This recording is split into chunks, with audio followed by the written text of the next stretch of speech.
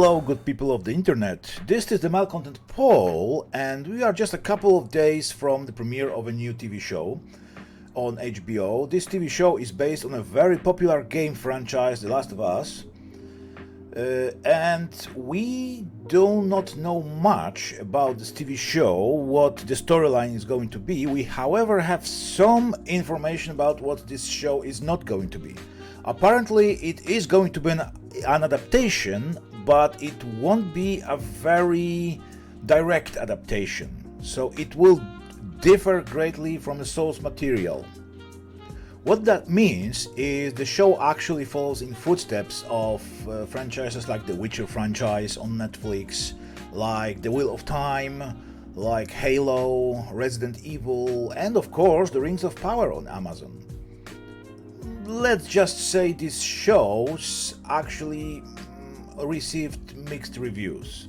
Not everyone was happy with them, especially hardcore fans. And most of the critique comes exactly from that, from steering away from the source material. This show, however, differs from the ones I just mentioned, because this time creator of the series, Neil Druckmann, is directly involved in creating the TV show.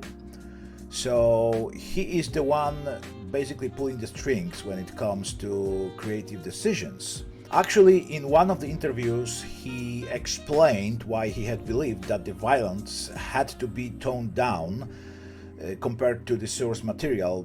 This Last of Us series is actually very well known for its violence and gore that is very prominent in games. Well, Neil Druckmann claimed, just like it says in this article, that one of the things that I loved hearing from Craig and HBO very early on was, let's take out all the violence except for the very essential. That allowed the violence to have even more impact than in the game, because when you hold on showing the threat and you are seeing people's reaction to a threat, that makes it scarier, he said. Neil Druckmann explained that it's because he didn't want actors to wear masks, so tendrils instead. There will also be significant change in the timeline, so fans should also prepare for that. There's also one more thing which I already noticed, the casting of actors. The role of Joel will be played by Pedro Pascal. And guys, I have nothing against Pedro Pascal. I believe he's a very good actor, but I'm not sure if he's good at playing the role of Joel, because, like I said, fans, which is right now only game fans who know how this story went and all that, they are very used to Joel looking a bit different. Well, I'm not sure if this will work. Perhaps it will. We'll see how the story will look like. So this is just my speculation right now. However, I'm a bit afraid right now.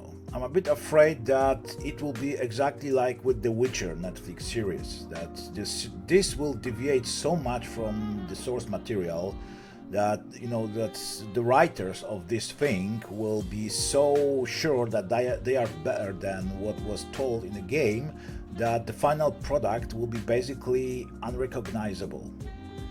So it's like watching Rings of Power and trying to search for real Tolkien, or what Peter Jackson did with source material. It's just non-existent. There is also one more thing. The Last of Us Part 2 wasn't that well welcomed by the fans. Most fans believe that Part 1 was the masterpiece, Part 2 was like, especially, when it comes to the storyline, especially, spoiler alert, if you haven't played the game, please turn the video off. Joel gets killed in part 2, and actually it's basically a very important part of the game, because it drives Ellie to do what she does in part 2. However, Joel gets killed in what many fans believe is a very disrespectful way. So right now I'm afraid of exactly that actually this part of storyline will be imported exactly the same way, which means we will also get this kind of